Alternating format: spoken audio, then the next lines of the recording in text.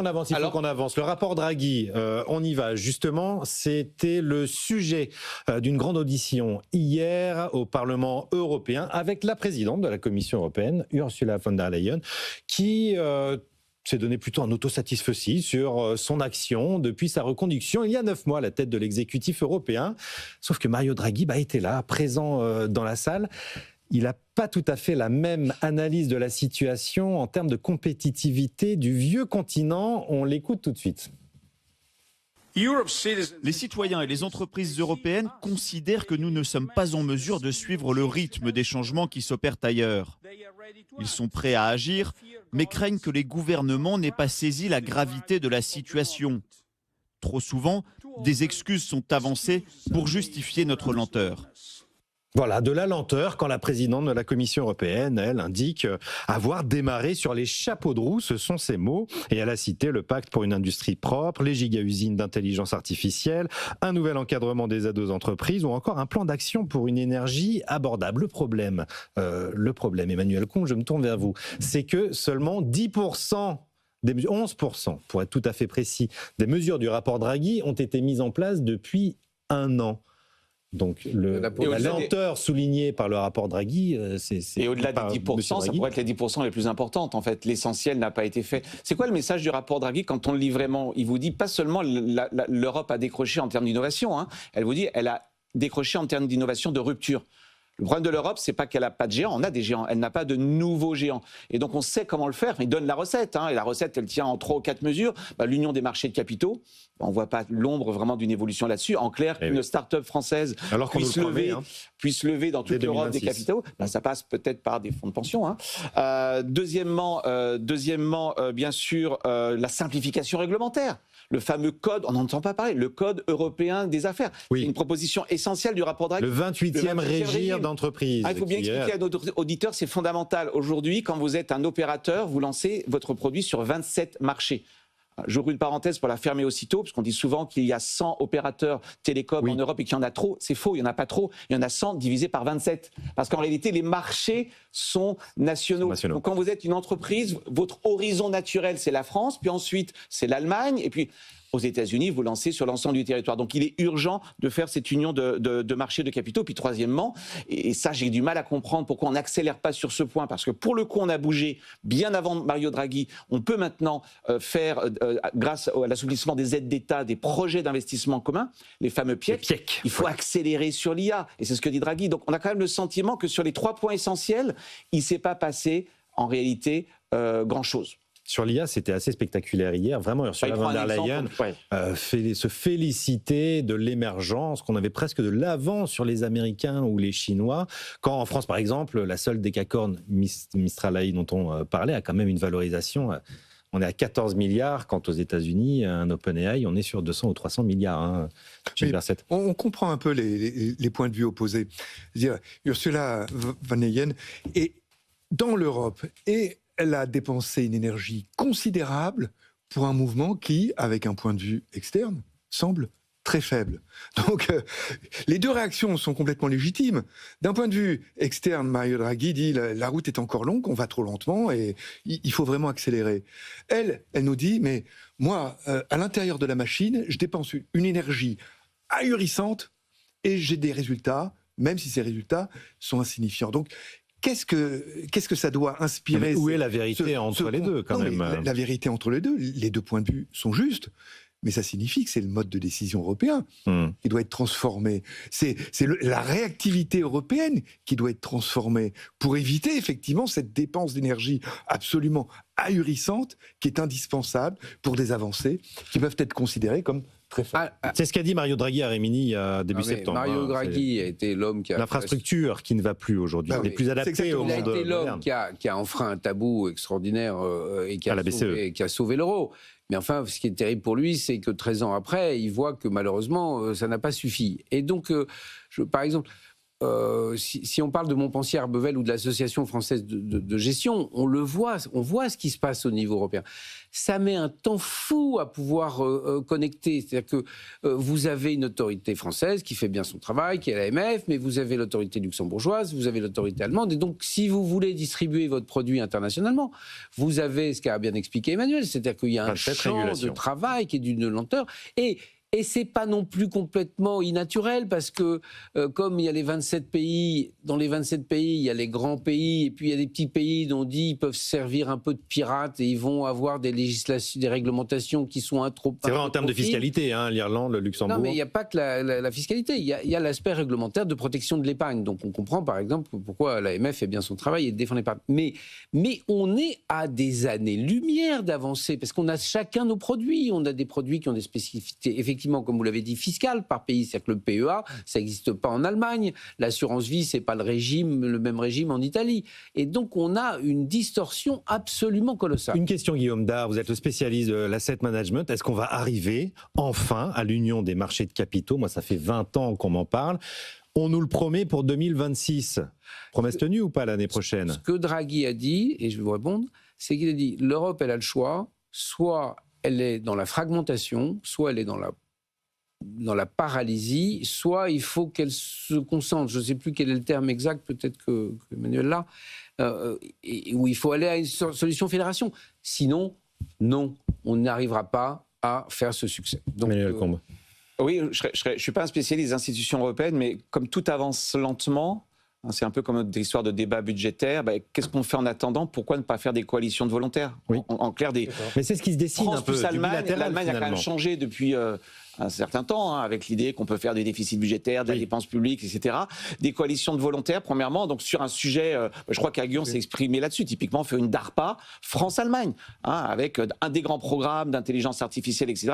Donc on peut quand même avancer en binôme France-Allemagne, et puis avançons aussi sur un sujet. Ce que nous dit Draghi au fond, et je répète, le sujet de Draghi, parfois on le présente mal, il ne dit pas l'Europe a décroché en termes d'innovation. On innove en Europe. On a décroché sur l'innovation radicale. En clair, il faut mettre le paquet sur quoi? Sur le high-tech. Oui. L'urgence, c'est le high-tech. Il faut qu'on ait plus de start-up qui grossissent. On est très bon pour créer des start-up. On ne sait pas les faire grossir. Oui, mais elles partent tous aux États-Unis. Avoir des approches sectorielles, pays par pays, parce que si on attend, j'entends le projet de Draghi qui dit on va en effet faire cette grande Europe, ça se fera du jour au lendemain. Faisons sur des sujets très précis, pays par pays, et puis l'urgence, c'est vraiment ça, c'est le high-tech. Draghi prend un exemple, j'ai trouvé qu'il était cruel, il dit aux États-Unis, il y a 40 grands modèles de langage, il y en a 15 en Chine, il y en a 3 en Europe. Oui. La révolution, elle est aujourd'hui, enfin l'intelligence artificielle, c'est aujourd'hui, et ça reboucle avec notre sujet de départ, IA égale gain de productivité, égale hausse de salaire, etc. Donc vous voyez, je pense que l'urgence, c'est quand même de se dire, on ne va pas traiter tous les sujets, or on a un outil qui a changé, et j'insiste là-dessus, c'est que maintenant, on peut faire des grands programmes parce que les aides d'État, enfin le régime des aides d'État a été considérablement assoupli. Et ça me permet de répondre à Olivier Babot hier qui disait il faut réformer la politique de concurrence. C'est ma spécialité, hein. Oui. En tant qu'ancien vice-président de l'autorité de la concurrence pendant 10 ans. Franchement, c'est pas le sujet. Tout ça est de second ordre. Le vrai sujet, c'est que pendant longtemps, on ne pouvait pas faire de politique industrielle, ce qui n'est pas tout à fait la même chose. On peut en faire aujourd'hui. On peut faire des partenariats publics-privés. C'est très important ça. Donc on a changé d'air au niveau européen. Les PIEC permettent aujourd'hui vraiment de constituer des géants européens. Mais ce n'est pas antinomique avec la politique de concurrence. En 2 mots. La politique de concurrence, elle est là pour s'assurer que quand il y a de la concurrence, elle ne soit pas faussée. Mais là, il n'y a pas de concurrence, il n'y a personne. Donc c'est en amont. En fait, la politique industrielle rend possible la concurrence. Regardez ce qu'ont fait les Chinois. Ils font de la politique industrielle, ils créent des entreprises automobiles. Ça, c'est la politique industrielle. On est passé de 300 à 150 ou une centaine aujourd'hui. Là, il n'y a pas de concurrence. Mais ensuite, ils mettent de la concurrence entre les acteurs. Absolument. Ils sont très darwiniens. Hein. Oui. Il va y avoir de la concentration, il va y avoir de la faillite. La concurrence est la conséquence de la politique industrielle. Ça ne s'oppose pas. Donc c'est pour ça que j'ai un petit peu de mal quand on dit si l'Europe n'a pas de géant, c'est la faute de la politique de concurrence. Mais c'est exactement l'inverse. La politique de concurrence, elle a empêché, vous savez quoi? Elle a empêché la consolidation d'anciens géants. Le sujet, c'est pas que Alstom et Siemens se marient. Le sujet, c'est que Mistral devienne demain un géant mondial. Regardez l'âge moyen des entreprises du CAC 40. Non, mais c'est ce que j'allais vous dire. 100 On a ans. une vieille industrie. L'âge moyen du en Europe. S&P, c'est 30. Et je ne suis pas voilà. en train de stigmatiser les anciennes entreprises, c'est très bien. On peut avoir les deux. On peut avoir LVMH et Mistral. Force est de constater que pour l'instant, on n'a que des grands groupes. Et je trouve que ce message de Draghi, il faut les taxer. je suis juste là-dessus, ce message de Draghi, je trouve qu'il n'est pas assez passé. Et on le trouve peut-être mieux expliqué dans le rapport de Tirole. Oui. Il dit clairement pourquoi l'Europe innove moins que les États-Unis. C'est pas une question d'innovation incrémentale, on est très bon. C'est qu'on ne sait pas lancer des innovations radicales. Et à votre avis, pourquoi il n'y a pas d'innovation radicale? Peut-être parce que l'innovation radicale, c'est aussi la capacité à faire de la place au nouveau. Et ça s'appelle de la concurrence. Oui, puis c'est aussi Oui, prendre du risque et, voilà. peut-être moi, réussir à faire hors réglementation. Je voudrais quand même m'opposer pas à ce que dit Guillaume Dard. très intelligent, mais avec ce mythe de on peut faire des DARPA européennes. Si vous prenez Musk, personnage complexe, on ne parle pas de la qualité de toutes ses qualités. Non, mais en termes d'innovation. Mais il va lancer tout seul sa fusée avec son argent et l'argent qu'il lève. Et la NASA... Enfin, aidé quand même énormément par l'État américain qui lui achète 90% des satellites. Écoutez, il va d'abord faire la preuve de concept tout seul. C'est-à-dire qu'au 3e lancement qui a raté, il n'avait plus d'argent. Et par miracle, et où est-ce qu'il va? Il n'est pas à Cap Canaveral, il va dans les îles Marshall où il finance tout seul pour trouver une solution moins chère. Et c'est à la 4e fois où là, évidemment, il a gagné le contrat de la NASA. Mais donc, il y a le sujet en France particulièrement et un peu en Europe, de penser que parce qu'on a eu le succès d'Airbus, on peut avoir une politique où quelqu'un va dire voilà ce qu'il faut faire. C'est quand même à 90% l'entrepreneur et le créateur qui crée quelque chose. Après, on peut aider. Et là, je suis d'accord avec Emmanuel. Après, on peut soutenir. Mais il faut d'abord des entrepreneurs, des créateurs et qu'on leur laisse le droit de gagner leur vie. Emmanuel Combe. Mais soutenir, ça n'est pas faire. On ne demande pas à la DARPA de désigner celui qui va faire le programme. Ça marche pas. Hein. On dit simplement... La DARPA, il faut peut-être rappeler, pour ceux qui nous écoutent, tout le monde ne connaît pas, c'est une agence publique américaine qui notamment finance des investissements dans la défense et l'innovation de manière générale. Voilà. Il y a aussi la BARDA pour les biotech, etc. Voilà. L'idée, c'est quoi? C'est on recrute d'abord des experts qui vont évaluer les programmes. Tout le monde peut postuler au programme, donc ça résout un peu le problème de Guillaume. On ne demande pas à l'État de faire, c'est pas l'État qui va trouver l'innovation. Simplement, il va dire que ceux qui veulent participer à ce programme viennent, y compris les outsiders. Et ça, c'est un vrai problème, on le voit en France. Souvent, la politique industrielle, c'est pour les insiders. Or, l'innovation radicale vient souvent de l'extérieur. Si un programme ne marche pas, on l'arrête, ça on ne sait pas faire. Il y a une gouvernance de la politique industrielle. Donc là où je rejoins Guillaume, il ne suffit pas de créer une DARPA. Il faut une DARPA qui soit avec une gouvernance efficace, des experts, des évaluations et de la concurrence. Tout le monde oublie de le dire. La politique industrielle, c'est pas je désigne le vainqueur à l'avance. C'est je mets 50 entreprises et puis il y en a un à la fin qui s'appelle Moderna. Qui a trouvé le vaccin. Et je stimule la compétition. Un dernier mot sur ce point avant de passer à la fête. Il reste un problème institutionnel. Des équivalents DARPA, on en a un peu fait à l'époque, à l'échelle nationale, à l'époque de Sarkozy. Mais on en a un peu fait à cette époque-là. C'est quoi, l'Agence française pour l'innovation? Oui, absolument. À l'époque de Sarkozy, avec des budgets qui étaient, à l'échelle de la France, assez considérables, assez consistants. Mais c'était à l'échelle d'un pays. On voit maintenant, et ça l'a encore été montré hier avec cet écart de point de vue entre Ursula von der Leyen et Mario Draghi, on voit les difficultés, l'inertie de l'évolution en Europe. La réponse à ce contraste national, mais à petite échelle au niveau européen, du coup, ou les difficultés, l'inertie européenne, je suis tout à fait d'accord avec ce qu'a dit Emmanuel là-dessus tout à l'heure, c'est évidemment des coalitions de pays. Et une coalition France-Allemagne, c'est évidemment quelque chose d'entraînant. C'est la moitié du PIB européen. C'est évidemment quelque chose d'entraînant pour les autres pays. Donc les institutions européennes, on ne va pas les changer du jour au lendemain. On ne va pas accélérer les processus de décision, la réactivité en quelque sorte européenne. À 27, c'est quelque chose qui doit se voir à un horizon assez long. Par contre, coalition de volontaires, c'est la réponse, parce que c'est une réponse au problème à la fois d'échelle et de réactivité. C'est un peu ce qui se présage au niveau de l'armement d'ailleurs. Il y a beaucoup de... Enfin, c'est là où il ne faut pas faire... de M&A dans le secteur de l'armement. Il ne faut pas que la France perde toute crédibilité par son instabilité politique et par son refus du réel. Et si vous êtes allemand, vous savez qu'on a un compte courant commun, Target 2, vous connaissez, Raphaël ?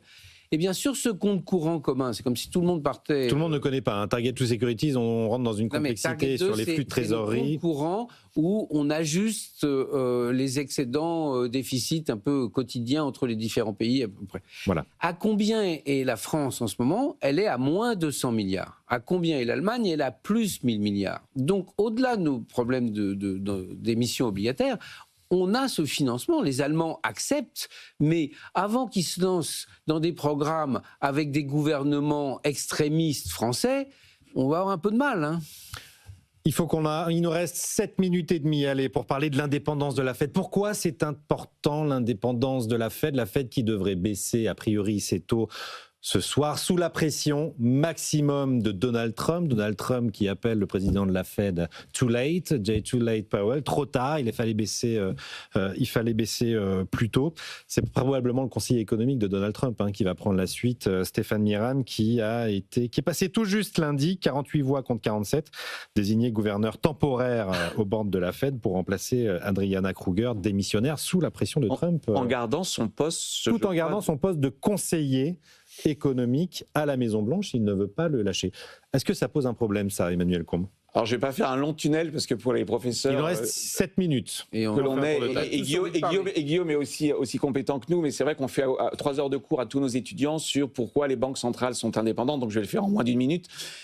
D'abord, c'est un acquis assez récent. Oui.